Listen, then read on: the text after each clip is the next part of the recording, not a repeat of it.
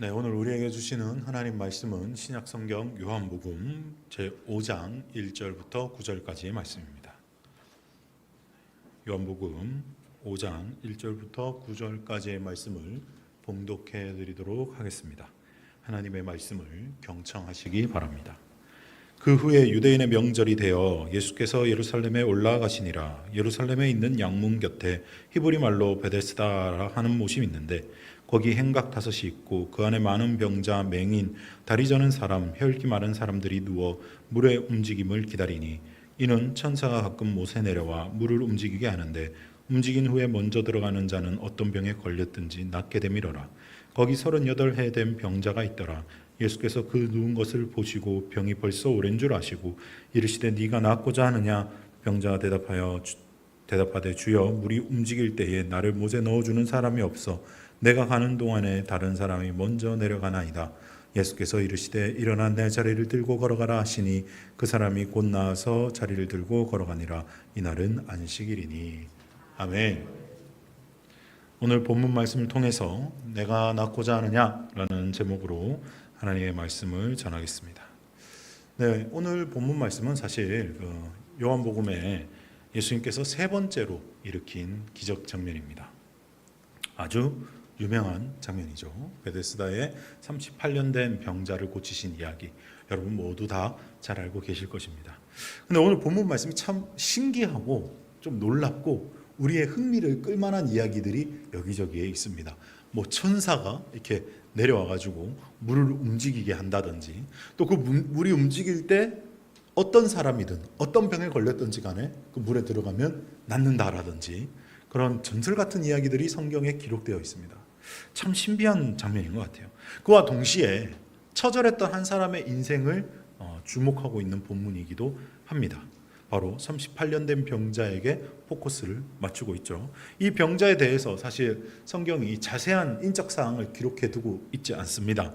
중요한 건 이 병자가 38년 만에 고침을 받았다라는 것이죠. 우리는 오늘 본문을 살펴보면서 우리가 깨달아야 할 영적인 통찰들과 또 우리가 가져야 할 믿음은 어떤 것인지 함께 묵상하며 상고해 보도록 하겠습니다. 첫 번째 주안점입니다. 따라해 보겠습니다. 믿음의 도전은 익숙함을 깨는 것입니다. 아멘. 여러분 이런 말 한번 들어보신 적 있으십니까? 익숙함에 속아서 소중한 것을 잊지 말자. 그죠? 아이러니컬하게도 많은 사람들이 이 말을 알고 있음에도 불구하고 삶을 살아가는 데 있어서는 익숙한 게 좋고요, 편안한 게 좋습니다. 어떻게 하면 더 삶이 편안해질까를 몰두하는 것 같아요, 현대인들이. 익숙해진 삶의 방식을 선택하는 것이 안정적이고요, 또 그것이 상식적인 삶이라고 생각합니다. 오늘 본문 말씀에 그런 사람이 등장한다라는 거죠. 누구죠? 우리가 익히 잘 알고 있는 38년 된 병자입니다. 이 병자가 언제부터 병을 앓게 되었는지에 대해서는 성경이 기록하고 있지 않아요. 그저 병을 앓은 횟수가 38년이다라고 이야기하고 있습니다. 그러니까 만약에 이 사람이 날 때부터였으면 성경에는 날 때부터 맹인된 자, 날 때부터 소경인 자, 날 때부터 안진뱅이인 자, 이렇게 날 때부터가 붙어 있어요.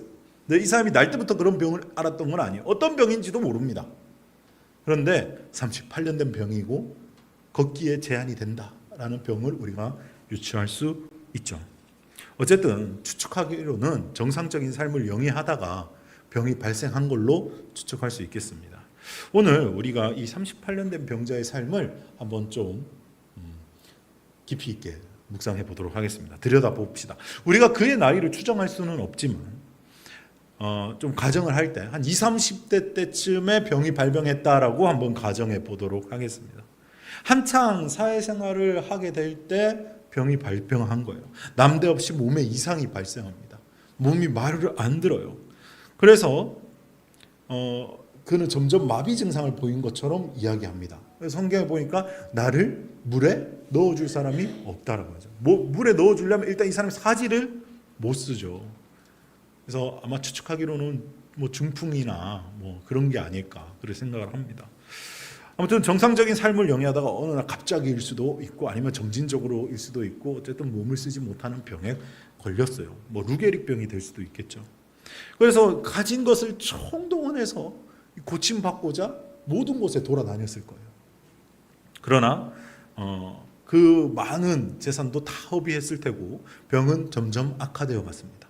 그러던 와중에 이 38년 된 병자가 소문을 하나 듣게 되겠죠. 베데스다에 가면 병을 고칠 수 있어. 거기 가봐. 베데스다? 베데스다라는 이름 자체가 자비의 집, 은혜의 집이라는 뜻이거든요. 거기 가면 내가 고침 받겠다 진짜. 사람들이 그렇게 부르는 이유가 있겠지 하고 쩔뚝이면서 갔을 겁니다. 그런데 가보니까 어때요? 오늘 본문에 보니까 혈기 마른 사람, 다리 마른 사람, 맹인, 어마어마한 병자들이 진을 치고 있는 겁니다. 그래서 갈 수가 없어요, 사실. 거기에 수많은 병자들이 내가 먼저 들어가야 된다라고 하면서 가장 가까운 자리를 다 차지하고 있는 겁니다. 오래된 순서대로 아마 있었지 않을까 그 생각도 하는데요. 어쨌든 여기 이 베데스다 연못에 도착해가지고 보니까 수많은 병자들이 있는데 그 병자에게 물어보겠죠. 저기요. 정말 이 베데스다 연못이 사람을 낫게 하는 연못이 맞습니까? 그러니까 옆에 있는 병자가 그것도 모르고 여기 왔냐고. 내가 똑똑히 봤다고. 천사가 물에 내려왔을 때 물이 움직였고 진짜 그 물이 움직일 때 딱 들어간 한 사람만 낫더라. 내가 1등으로 들어갔어야 되는데 이번엔 내가 1등으로 들어갈 거라고. 당신 꿈도 꾸지 말라고. 그 말을 듣고 확신을 가졌을 거예요. 사람들이 모여 있었으니까요. 아무 근거 없이 모여 있진 않았을 겁니다. 그래서 이 병자는 기다리기 시작합니다. 몇 년 동안? 38년 동안요. 계속 기다리는 겁니다. 그런데 이 사람은 갈수록 병세가 악화되니까 걸을 수가 없죠. 갈 수가 없습니다. 두 눈을 뜨고 천사가 물에 내려오는 것도 봤을 거예요. 병자가 고침받는 것도 봤을 거예요. 그런데 자기는 못 가요. 갈 방법이 없어요. 그럼에도 불구하고 그 자리에 있더라입니다. 실제로 치료가 일어난다는 것을 봤음에도 불구하고 자기가 움직일 수 없다는 사실을 인지하지 못한다라는 거예요. 여러분, 익숙함이 이렇게 본질을 가립니다. 자기가 도달할 수 없는 방법으로 병을 낫고자 해요. 우리는 믿음의 도전을 하기 위해서 우리가 만들어 놓은 익숙함을 깨트려야 한다라는 거예요. 거기에는 38년 된 병자 외에도 많은 병자들이 있었습니다. 그래서 그들도 자신과 동일하게 여겼을 거예요. 이 사람들도 물이 움직일 때 기다리고 있겠지. 물이 언젠가는 나도 들어갈 수 있겠지. 이 사람들이 다 들어가고 나면 나도 들어갈 수 있겠지. 동병상련이니까 여기에 있어야 되겠다. 이거 말고 나에겐 희망이 없어. 나는 잘못된 방법을 택하지 않았어 라고 생각할 수도 있습니다. 그러나 그 익숙함은 38년의 세월이 지날 때까지 변하지 않았고 38년이 지나도록 그 병자는 물에 들어갈 수가 없었습니다. 그 고통과 인고의 시간을 보내던 병자에게 오늘 예수님께서 이렇게 말씀하십니다. 네가 낫고자 하느냐? 네가 낫고자 하느냐? 예수님이 그 병자가 정말 낫고자 하는지 몰라서 여쭤본 것입니까? 아닙니다. 예수님께서는 이 병자에게 본질적인 물음을 던지고 있는 것입니다. 이 병자가 그 질문에 뭐라고 대답합니까? 주여, 물이 움직일 때 나를 넣어주는 사람이 없어 내가 가기 전에 모든 사람들이 들어갑니다 라고 대답해요. 뭐라고 대답했어야 되죠? 네가 낫고자 하느냐 라고 할 때 뭐라고 대답했어야 되죠? 아멘, 주님 내가 낫고 싶습니다. 내가 이 생활을 청산하고 싶습니다 라고 하는 게 믿음의 대답이죠. 그런데 7절 다시 한번 읽어보겠습니다. 시작. 병자가 대답하되 주여, 물이 움직일 때 나를 못에 넣어주는 사람이 없어 내가 가는 동안에 다른 사람이 먼저 내려가나이다. 아멘. 네가 낫고자 하느냐 하고 물어봤는데 변명을 하고 있어요. 물이 동할 때 누가 넣어줄 사람이 없어서 여기 있습니다 라고 대답해요. 이건 본질을 회피하는 대답입니다.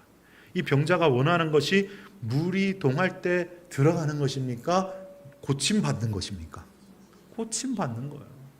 그 예수님이 질문하실 때는 본질을 깨트려 보시는 질문을 하시는 거예요. 모르고 질문하시는 것이 아니고 본질을 깨트려 보면서 질문하신다는 거예요. 왜 이런 대답을 했을까요? 왜 이렇게 책임을 다른 사람에게 미루는 듯한 답변을 했을까요? 이 병자는 38년 동안 누워 있으면서 성전으로 올라가는 사람들이 주는 동량으로 먹고 살았기 때문입니다. 여기 베데스다 연못이 어디에 있었다고요? 예루살렘 성전 앞 양문 앞에 있었다. 그러니까 사람들이 성전에 올라가려면 어디를 지나가야 돼요? 이 베데스다를 지나가야 돼요. 베데스다를 지나가면은 베데스다에는 항상 어떤 사람들이 있더라. 불쌍한 사람들이 있더라. 그래서 거기가 이름이 자비의 집이에요. 거기 지나갈 때 자비를 베풀고 성전에 올라가야 돼요. 무조건이에요. 왜? 하나님 보고 있다고 생각했거든요. 유대인들은. 그래서 내가 이 자비의 집을 건너갈 때 이거 하나 안 주면 하나님 내 기도 들어주지 않을 거야 라는 잘못된 관념도 있었어요. 어쨌든 그게 짭짤하더라. 이 병자에게는. 그래서 생각해 보니까요. 낫고 싶지 않은 거예요. 38년 동안 먹고 살 방법이 생겼어요. 조금 내가 불편하지만. 그래서 미적지근한 답변을 하는 겁니다. 생각해 보십시오. 38년 동안 경력이 단절됐습니다. 할 수 있는 것 없고요. 할 줄 아는 거 없습니다. 뭐 할 줄 알아요? 엎드려서 한 푼 줍시오. 이거 말고는 할 줄 아는 게 없어요. 병을 고치러 왔지만 병이 나으면 먹고 살 방법이 없어지더라. 오히려 병이 나으면 내가 굶어 죽을 수도 있겠다라는 생각이 들었다라는 겁니다.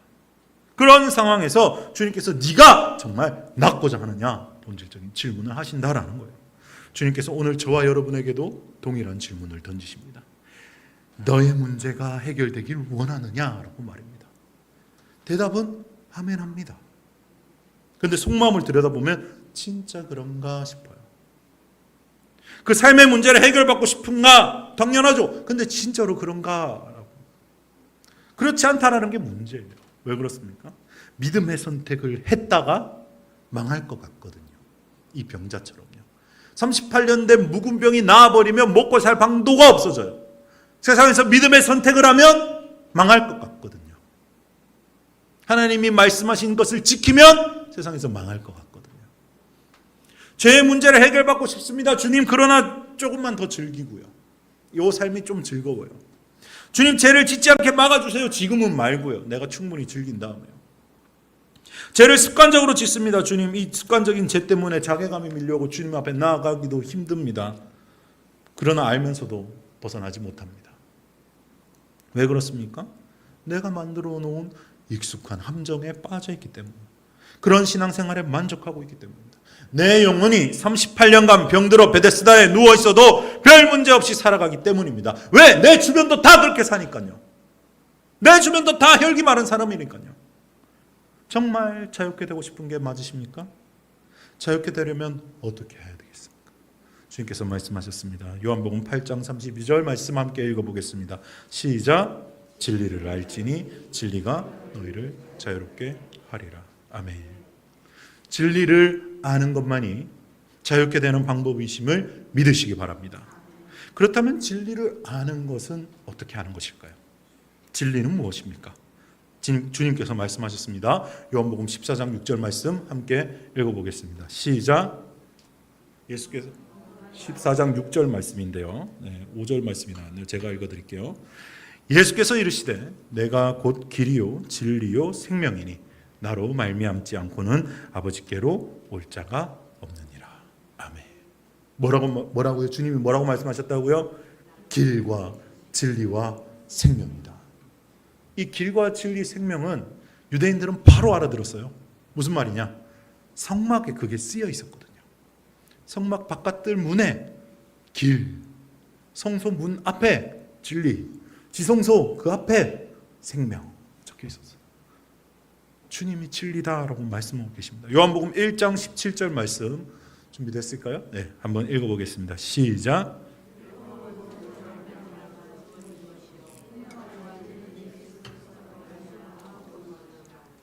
아멘. 진리는 어디서부터 왔다고요? 진리는 어디서부터 왔다고요? 예수 그리스도로부터. 예수님이 진리시다라는 거예요. 왜 그렇습니까? 진리는 하나님의 말씀이잖아요. 예수님께서 이 땅에 오실 때 육체를 입고 오셨지만 육체를 입고 오시기 전에 뭘로 계셨고 빛으로 계셨고 요한복음에 빛 이전에 하나님의 말씀으로 함께 계셨고 그가 곧 하나님이시다. 그래서 그 말씀이 하나님의 말씀이 진리인 거예요. 하나님 말씀 뭡니까? 우리에게 주어진 복음을 말하는 겁니다.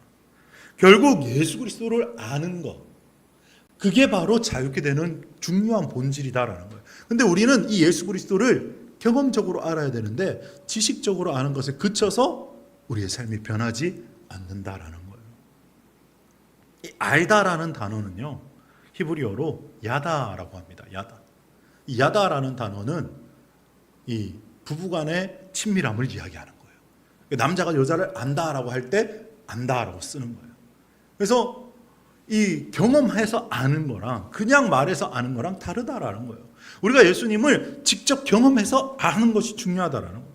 우리가 주님을 아는 것이 자유케 되는 방법임을 성경은 설명하고 있습니다. 그래서 우리는 다 주님을 알아요. 또 경험했습니다. 그 사랑을 알기 때문에 이 자리에 있는 거예요. 그럼에도 불구하고 죄에서 해방된 삶을 살아가냐 물어보면 그렇진 않다라는 겁니다. 이 삶의 계리 어떻게 할 거냐고요. 성경은 저와 여러분이 이미 죄와 사망의 법에서 해방되었고 생명과 생명의 법으로 적용받는 존재임을 설명하고 있습니다. 이 모순적인 상황을 타개하는 첫 번째 방법 따라해 보겠습니다. 나의 숨은 동기를 파악하라. 오늘 예수님께서는 이 38년 된 병자의 숨은 동기를 보셨어요. 그래서 네가 낫고자 하느냐라고 정확하게 물어보죠. 그 숨은 동기를 파악하지 못했으면 어떻게 물어볼까요? 내가 너를 들어서 연못에 넣어줄까? 이렇게 물어봐야 되겠죠. 그 사람이 원하는 답변이었으니까요. 근데 숨은 동기를 관찰한 거예요. 낫고 싶지 않은 거예요. 여러분, 치유와 축사가 동일한 영적인 기전을 갖고 있는데 축사와 치유가 일어나지 않는 근본적인 이유가 뭔지 아십니까? 본인이 원하지 않아서예요. 본인이 원하지 않아서. 축사해 보면 힘들어요. 나도 해방받고 싶다가 하다가도 그걸 붙잡고 있어. 치유도 마찬가지. 낫고 싶은 마음이 있어야 낫는데 안 낫고 싶다라니까요. 내 숨은 동기가 어떤가를 파악하는 게 가장 중요합니다. 내가 정말 예수 그리스도의 이름으로 살고 있는가? 내 이름은 없고 예수 그리스도의 이름만 내가 드러내고 살고 있는가? 내가 정말 새 사람으로 살기를 원하는가? 아니면 여전히 세상 사람과 별 구분되지 않고 별로 거룩한 삶이 아니라 그냥 이렇게 살다가 주일에 예배만 드리고 교회만 왔다 갔다 하는 삶에 만족할 것인가? 하나님 앞에 정직하게 나의 숨은 동기와 은밀한 죄악과 암담한 현실들을 올려드리는 저와 여러분 되시길 예수님의 이름으로 축복합니다. 둘째로 이 모순적인 상황을 타개하는 두 번째 방법은 예수님을 직접 경험하는 거예요. 예수님을 직접 경험하는 것. 사랑이신 예수님께서 나의 암담한 현실과 은밀한 죄악을 있는 그대로 가져가셨고 날 위해 죽어주신 예수 그리스도의 사랑이 지금도 여전히 부어지고 있다는 걸 경험해야 된다는 거예요. 여전히 나를 사랑하신다는 그 경험이 점차 쌓여서 확신 안에 거할 때 하나님이 아버지시다라는 걸 알게 될 때 우리는 하나님 앞에 두려움 없이 나아갈 수 있는 겁니다. 하나님과 날마다 사랑을 나누는 그 진리 안에 거하는 삶을 이루어야 돼요. 그럼 어떻게 하는 것이 그렇게 하는 삶이겠습니까? 익숙함을 깨야 된다는 거예요. 익숙함을 깨야 돼요. 교회만 다니고 예배만 드린다? 좋죠. 그럴 수 있어요. 근데 그 안에서 내가 정말 하나님과 교제하고 있는가? 내 삶의 문제를 하나님과 나누고 있는가? 내 감정을 하나님과 나누고 있는가? 점검해 봐야 된다는 거예요. 우리가 만들어 놓은 익숙함의 함정을 깨지 않으면 믿음의 성장은 일어나지 않는다는 거예요. 제자들도 그랬어요. 제자들도. 전부 다 주를 위해 죽겠다 말했잖아요. 그런데 돌아섭니다. 문제가 닥쳐왔을 때 버려요, 예수님을. 베드로는 심지어 3번이나 부인하고 저주까지 했습니다. 그러나 그런 제자들까지 끝까지 사랑하신 분이 우리 주님이시죠. 이미 그들이 그렇게 하실 줄 알면서도 끝까지 사랑하신 분, 그분이 저와 여러분을 동일하게 그렇게 사랑하신다라는 거예요. 우리가 어떤 존재인지 주님 아신다라는 거예요. 우리의 모양과 우리의 꼬라지가 어떤 존재인지 이미 알고 계시고 우리를 이미 받아주신 분이다라는 사실을 믿으시기 바랍니다. 이 38년 된 병자의 병은 정말 간단하게 고쳐졌습니다. 그저 자리를 들고 걸어가는 것으로 끝났어요. 그 말씀에 순종하고 일어났더니 문제가 해결됐어요. 저와 여러분의 문제는 어떻습니까? 해결되지 않습니까? 우리가 자리를 들고 일어나지 않았기 때문 아닐까요? 여러분, 믿음의 도전 없이는 기적은 일어나지 않습니다. 익숙함이 주는 편안함 좋죠. 그러나 신앙은 침대가 아니에요. 신앙은 광야를 지나가는 것입니다. 불편하고 낯설고 어려워야 정상입니다. 삶의 문제가 다가올 때, 모든 환란이 나를 덮쳐올 때 여러분의 방식대로 해결하려는 그 나쁜 습관 버리시기 바랍니다. 주님이 여러분을 찾아왔을 때 너의 문제가 정말 해결되길 원하니? 너의 그 문제를 내려놓고 나에게 너의 모든 걸 맡기길 원하니? 아, 주님, 근데 제가 지금 하고 있는 게 있거든요. 요거 잘 되면 그때 할게요. 그런 태도를 버리고 주님 낫길 원합니다. 내 모든 것 좀 주님 좀 책임져 주십시오. 내 주님께 드립니다. 내 삶을 이끌어 주십시오. 주님, 내 문제를 해결해 주시고 내 삶의 주인이 되어 주셔서 내 삶을 주님이 원하시는 뜻대로 사용하여 주시옵소서라고 믿음의 선포와 고백을 할 수 있는 저와 여러분 되시길 예수님의 이름으로 축복합니다. 이제 두 번째 주안점이자 결론으로 한번 가보도록 하겠습니다. 따라해 보겠습니다. 100% 순종이 100% 기적을 만듭니다. 아멘. 38년 된 병자가 자기가 누워있던 그 자리를 들고 걸어가는 장면은 사실 정말 드라마틱합니다. 38년 동안 안 쓰던 근육과 신경들이 순식간에 회복되어서 아무렇지 않게 걷게 되는 장면은 두 눈을 뜨고 읽어봐도 도저히 믿겨지지 않을 정도로 놀라운 이야기예요. 제가 우리 아내를 보니까 알겠더라고요. 고작 2달 누워 있었는데 일어나서 걷는 게 안 돼요, 잘. 무려 38년 동안 누워있던 이 병자가 예수님 한 마리에 벌떡 일어나서 자리를 들고 걸어갔다.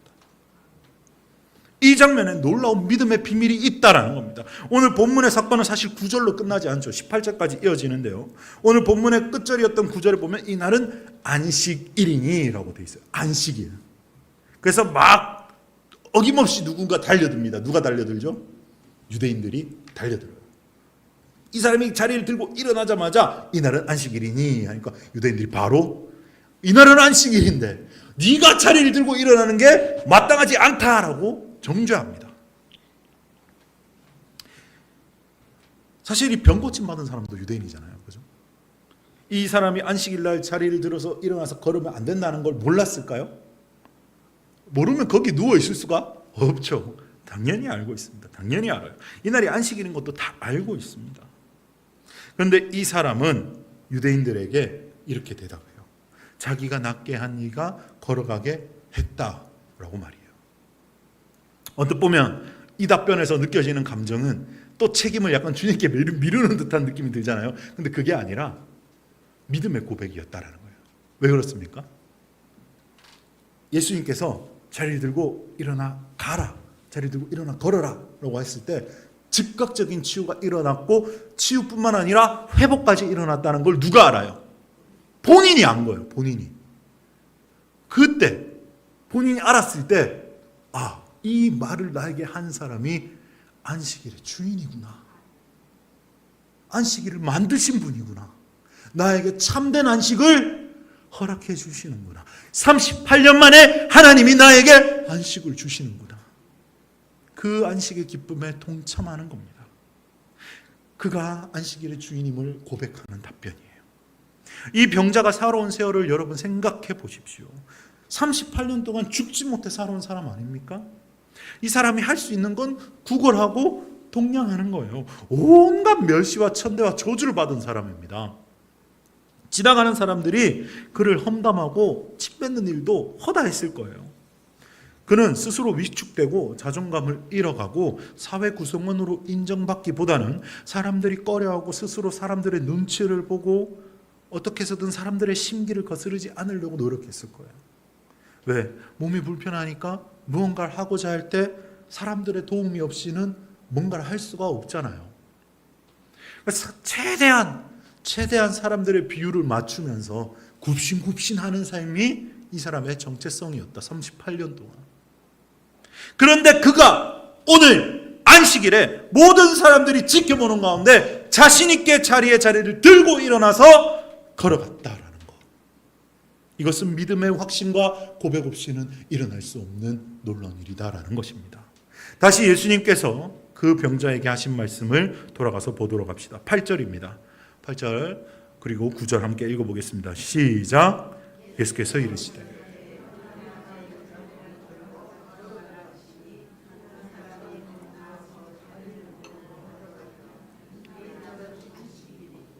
아멘. 내가 안식일에 걸어가면 안 된다. 내가 걸어가면 사람들이 싫어할 거야. 의식 따위는 전혀 없습니다. 예수님의 말씀대로 즉각적인 치유가 있었고 이 병자 역시 즉각적인 치유에 응답했다라는 것입니다. 이제 이 병자의 믿음을 본받을 필요성이 있습니다. 요즘 크리스찬이라고 하면 사람들이 신뢰와 존경의 눈빛으로 여러분을 바라보십니까? 예전에는요, 목사님이라고 하면요, 전부 다 존경과 어떤 그런 안 믿는 분들도 목사님이냐고 하면서 막 이렇게 모시고 막 이런 문화가 있었어요. 지금 저 미용실 가는 게 제일 무서워요. 뭐 하시는 분이세요? 이렇게 막 자르면서 물어보잖아요. 목사입니다. 막 공기가 얼어붙어요. 막 사실 혐오를 받고 있죠. 거리감을 두고 싶어하고 가까이 하지 않으려고 합니다.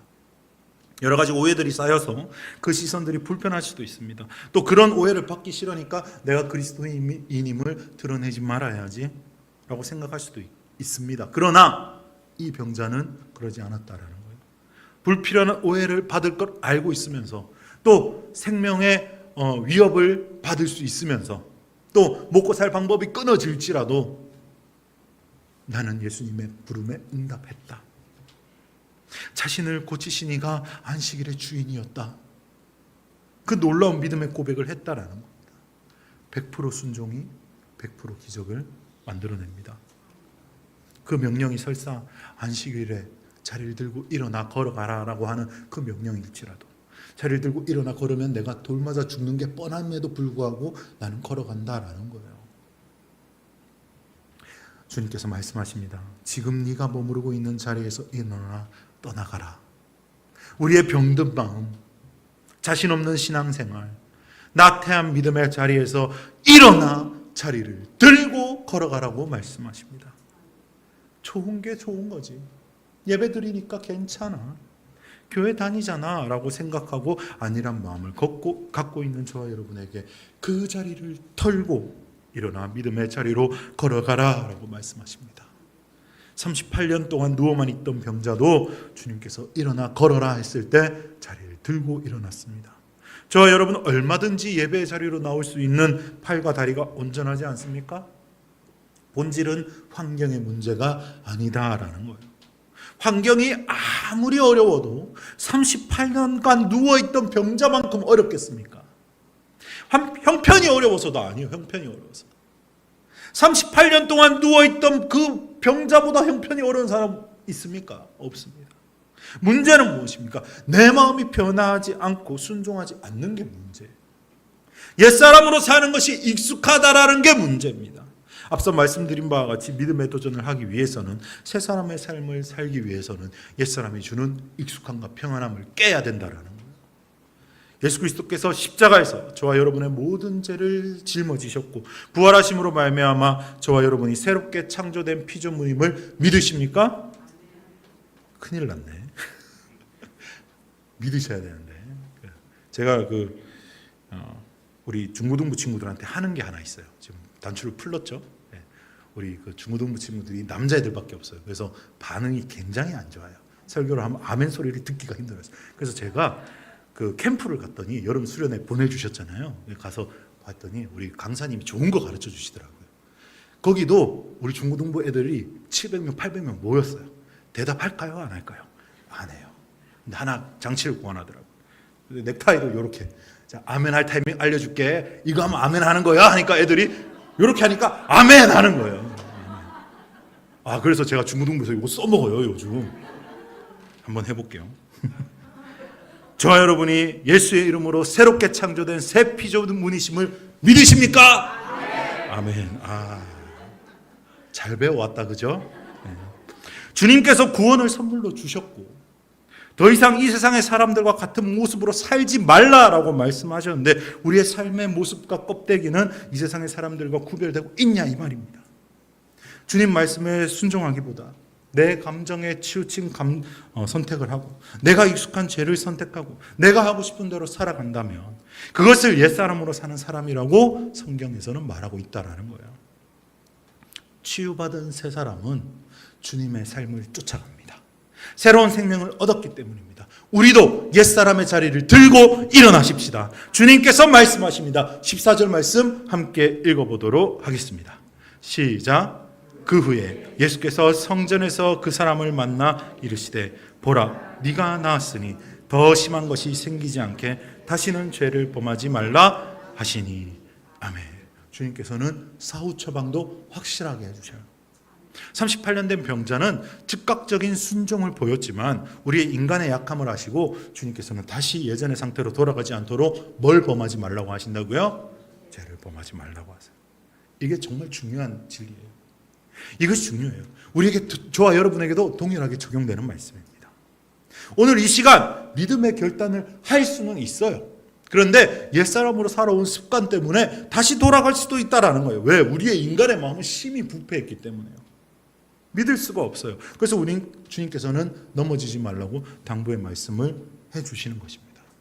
많은 사람들이 죄의 효력에 대해서 별로 깊이 고민하지 않아요. 눈에 보이지 않기 때문이에요. 그러나 38년 동안 고통받은 이 사람의 이 병의 근원이 뭐였다라는 것을 주님 말씀을 통해서 알 수 있습니까? 죄. 가서 다시는 죄를 짓지 말라. 그 말은 네가 죄 때문에 이 병을 얻었다라는 거예요. 실제로 그렇습니다. 실제로. 원수가 모든 병이, 여러분 모든 병이 영적인 문제는 아니에요. 모든 병이 영적인 문제는 아니지만 영적인 문제로 병을 얻을 수 있다라는 겁니다. 어떻게 되는 걸까요? 우리가 습관적으로 죄를 짓고 죄를 해결하지 않고 처리하지 않으면요, 영적인 문을, 그 부분을 열어주는 거예요. 중독의 문제라든지 음란의 문제라든지 회개하지 않는 문제라든지 하나님 말씀대로 살지 않는 문제라든지 원수의 거짓말에 동의한다든지 분노를 계속 품는다든지 이런 것들을 갖고 있으면 그쪽에 영적인 문을 열어줘요. 영적인 문이 열리면 원수들이 들락날락합니다. 들어와서 생각을 타고 들어와서 생각을 선택하게끔 만들어요. 그래서 그것들을 동의하는 순간 원수에게 넘어지게 돼 있고 그것이 통계적으로 그렇게 되어 있지는 않지만 제가 임상적으로 봤을 때 2년에서 3년 정도 반복이 되면 견고한 진이 형성이 됩니다. 영적인 견고한 진이 형성이 돼요. 그러면 그 영적인 견고한 진이 그대로 있으면 그냥 놔두면 모르겠는데 이걸 통해서 원수가 우리 몸과 영을 조종하려고 시도를 해요. 그래서 아파요. 그래서 인생이 안 풀려요. 이 문제를 해결하지 않고 여전히 하나님의 통치가 임하지 않는 영역이 있기 때문에, 원수가 마음대로 해도 되는 영역을 내가 내어줬기 때문에 이걸 끊어내야 돼요. 이걸 예수의 이름으로 치워버려야 돼요. 예수의 피로 쓸어버려야 돼요. 성령의 불로 태워버려야 됩니다. 죄는요, 쌓이는 것입니다. 해결하지 않으면, 회개하지 않으면 절대로 없어지지 않아요. 사탄이 그 틈을 비집고 들어와서 여러분의 삶을 주장합니다. 그래서 날마다 회개하고 죄를 통한 틈을 주지 않는 것이 중요해요. 그래서 사탄은 속여요. 아무렇지도 않다고. 교회 다녀도 괜찮다고. 그냥 죄 짓고 그냥 교회 다니라고. 사랑하는 성도 여러분, 사탄이 너의 그 자리에 머물라라고 말할 때 동의하지 마십시오. 죄를 짓는 자리에 머무르지 마십시오. 하나님께서는 여러분이 구원받은 백성으로 부르심을 받았고 그 거룩한 삶을 살 수 있는 믿음과 지혜와 용기와 믿음을 주셨음을 믿으시기 바랍니다. 주님께서 요청하십니다. 여러분의 삶의 자리에서 여러분이 그리스도인임을 나타내며 또 주님이 주시는 그 믿음에 순종하고 100% 순종으로 100% 기적을 만들어내는 저와 여러분 되시길 예수님의 이름으로 축복합니다. 오늘 말씀을 마무리하도록 하겠습니다. 오늘 본문 말씀은 38년 동안 누워있던 병자가 고침받고 새 사람으로 살게 되는 역사를 보게 되었습니다. 이 기적을 통하여 우리는 두 가지 핵심을 깨달아야 합니다. 익숙함에 속아서 소중한 것을 잊지 마는 것. 믿음의 도전은 익숙함을 깨는 것. 그래서 나의 숨은 동기를 관찰하고 내가 정말 해방되고 싶은가, 내가 정말 새 사람으로 살고 싶은지, 내가 정말 옛사람의 죄를 끊어내고 하나님이 주신 새 사람으로 사는 거에 내 마음에 원하는 것인지, 그렇지 않다면 그것부터 주님과 나누십시오. 주님, 내가 보니까 아직도 내 마음대로 살고자 하는 마음이 있네요. 주님, 이거 주님께 올려드립니다. 나의 암담한 현실 주님 가져가 주십시오. 주님의 손으로 바꾸어 주십시오. 그렇게 기도하는 저와 여러분 되시길 예수님의 이름으로 축복합니다. 두 번째로 100% 순종이 100%의 기적을 만듭니다. 주님이 즉각적인 치유를 주셨지만 사람들의 눈치와 안식일이니까 걸어가면 안 돼라는 그 관념 때문에 걸어가지 않았다면, 자리를 들고 일어나지 않았다면 그 사람의 병은 다시 그대로였을 겁니다. 믿음의 도전을 일으키십시오. 주님이 말씀하실 때 즉각 순종하고 믿음을 사용하십시오. 안식일에 일어나 걸어가는 놀라운 기적이 일어나는 저와 여러분의 삶이 되시길 예수님의 이름으로 축복합니다.